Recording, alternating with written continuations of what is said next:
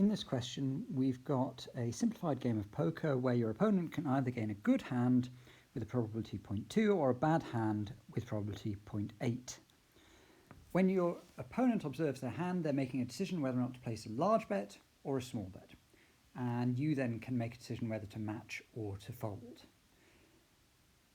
The thing that's going to determine your decision is partly your beliefs about the quality of hand of your opponent. So we're going to try in this question to make an inference of the quality of a hand given the size of bet that we observe.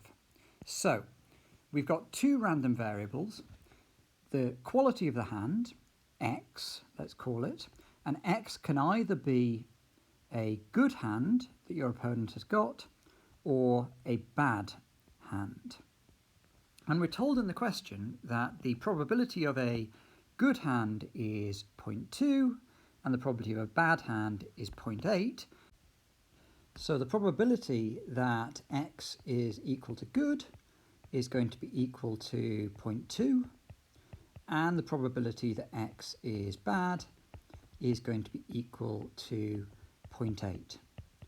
Now, conditional on the hand that the opponent gets, they make a decision to bet. If they've got a good hand, there's a probability of 0.95 that they place a large bet, and if they have a bad hand, there's a probability of 0.2 that they place a large bet. So, from this, our size of bet we're going to define as y, and we can write down the probability that y is equal to large, conditional on the x variable being equal to good.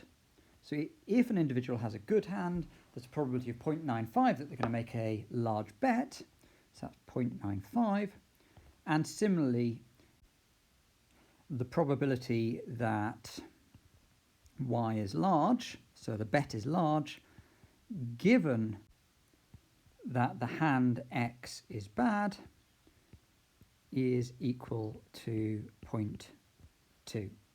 From these, we can also write down the probability that the bet is small, conditional on the hand being good. Well, it's just going to be equal to 1 minus 0.95, which is 0.05, and the probability that y is small given x is bad is going to be 1 minus 0.2, which is 0.8.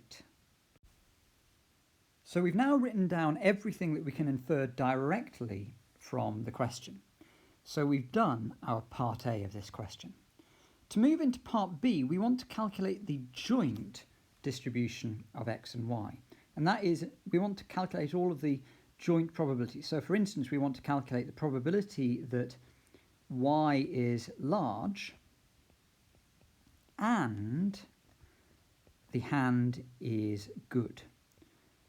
So remember that we can calculate this by using the chain rule of probability. So this is going to be equal to the probability that the hand is good multiplied by the conditional probability that y is large, so the bet is large, given that the hand is good. So this is just going to be equal to the probability of a good hand, so that's 0.2, times by the conditional probability of a large bet given that the hand is good, so that's 0.2 times by 0.95, which gives us a joint probability equal to 0.19. Similarly, we could calculate the probability that the bet is large and the hand is bad. And again, using the chain rule of probability, this is going to be equal to the probability that the hand is bad multiplied by the conditional probability that the bet is large,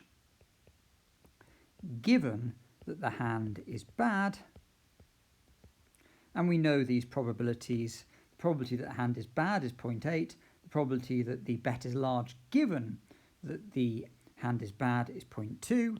So our probability here is going to be equal to 0.8 times by 0.2, which is equal to 0.16.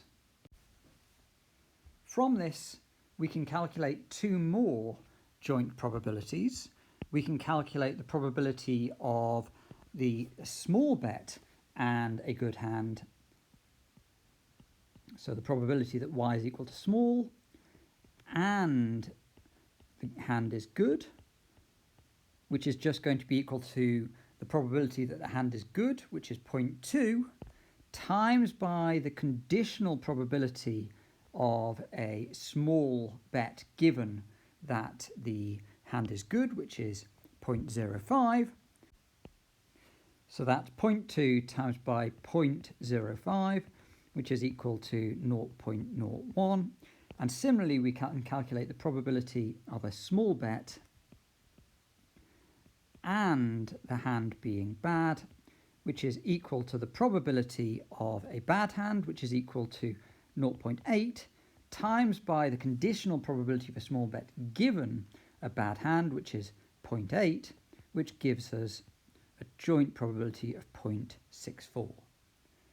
Now we can convert all of these into a table to illustrate all of the joint probabilities. So we now have represented our joint distribution, and each of these figures is representing the probability of, for instance, the 0.19 is the probability of the quality of hand X being good and the size of bet being large. Now, part C asks us to calculate the probability of your opponent having a bad hand, so in other words, the probability that X is equal to bad, given that we have observed a large bet, so conditional on Y being large. So what we're effectively doing is we're restricting ourselves to the case where we've got a large bet, and we're saying how often are we seeing a bad hand of those cases where we have a large bet. Now remember, we could use Bayes' rule to calculate this, but this is just going to be equal to the probability of a bad hand and a large bet divided by the probability of a large bet. Now, to calculate the probability of a large bet, we just need to add up all of the probabilities, all the joint probabilities, I should say, of a large bet. So we've got 0.19 plus 0.16 gives us a probability of a large bet of 0.35. So our ratio is going to be something over 0.35, and we're looking at the probability of a bad bet given that the bet is large, so it's going to be 0.16 divided by 0.35, which is equal to 0.457. Now, this is telling you about the probability of an individual having a bad hand given that you observe a large bet. So 45.7% of the time, when you observe a large bet, the individual actually has a good hand.